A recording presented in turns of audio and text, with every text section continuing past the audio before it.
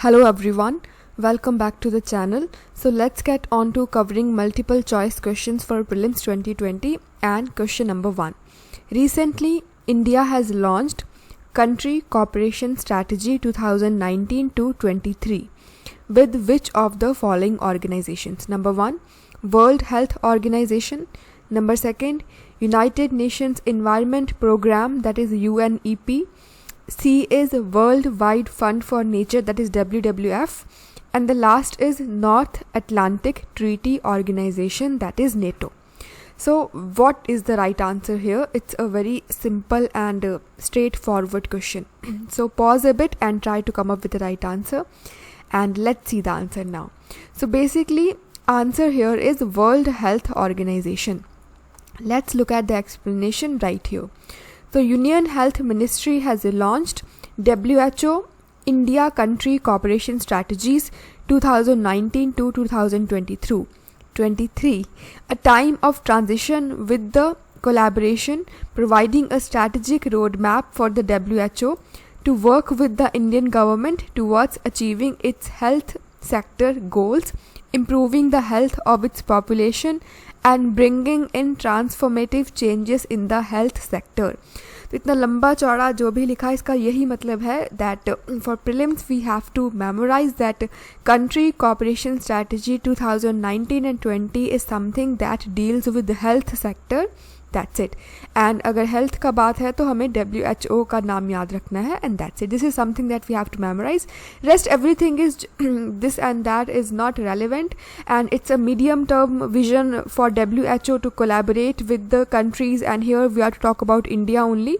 So by 2019 till 2023, from this to this year period, WHO and India would be collaborating in terms of India being able to achieve its health sector goals. That's it. So let's get on to question number 2. This again is simple. The Energy Transition Index, sometimes seen in news, is published by number 1, World Economic Forum. 2 is World Bank. C is UNEP, that is United Nations Environment Program, and the last is International Energy Agency. So what is the right answer here? This has already been asked by UPSC, so we should be knowing its answer.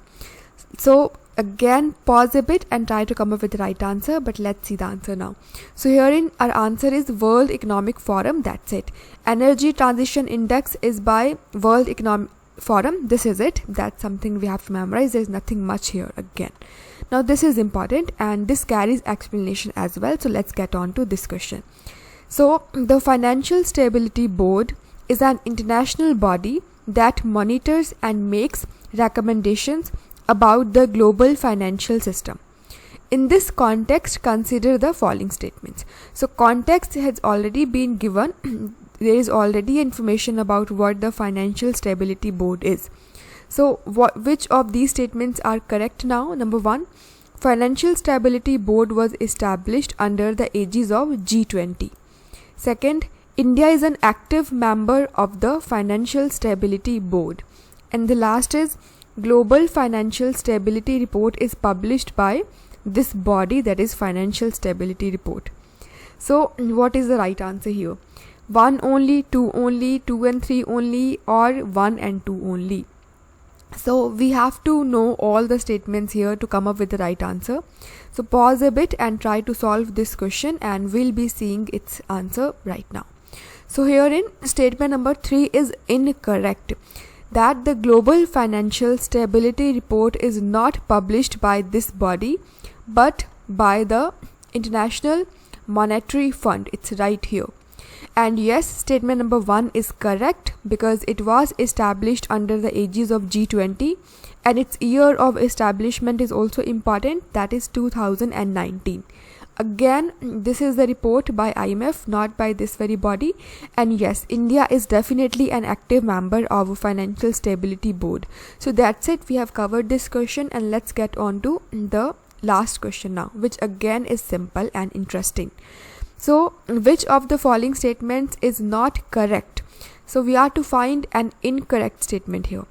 In the context of social and educational reforms introduced by the Mughal Emperor Akbar.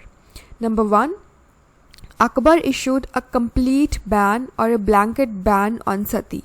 That's it. Second, he legalized the widow remarriages. C is he raised the age of marriage to 14 for girls and 16 for boys.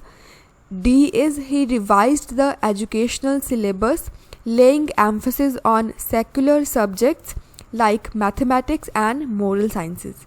So do read this question on your own and try to come up with the right answer. So let's see the answer now. Now herein all the statements are correct except statement number 1.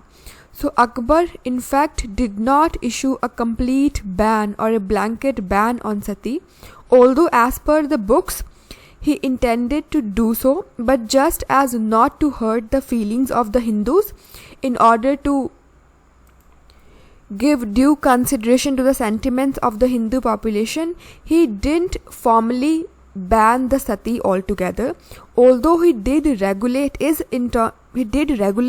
in terms of allowing only those females who were voluntarily into committing sati, who were into voluntarily burning themselves up onto the funeral pyre of their husband, but that was an voluntary exercise, not involuntary. तो अकबर के time में Hindu population में जिसको भी सती था तो अपना मर्जी से लेडीज़ कर सकती थी, लेकिन किसी को ज़बरदस्ती people नहीं force कर सकते थे. So definitely it was regulated, but just as not to hurt the sentiments of Hindus, it was not formally prohibited as such by the Akbar. And rest all these statements are correct, that yes, he legalized the widow remarriage, he raised the age of marriage to 14 for girls and 16 for boys, and he also emphasized on secular subjects like mathematics and moral sciences. So that's it.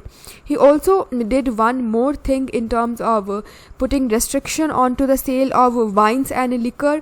Further, he allowed only to get married again if first wife is barren or you cannot have child. So these were some other social reforms that Akbar opted for, but let's not deviate. We were to talk about 4 statements here and we have done them. So again, while solving these sort of questions, try to go for a moderation, because in statement number 1 we have written blanket ban, so this does sound a little unreasonable. So that's it. We are done with day 16, and if you haven't gotten over any of the question, do let me know in the comment section. We'll cover that again. And that's it. Thank you so much for watching and goodbye.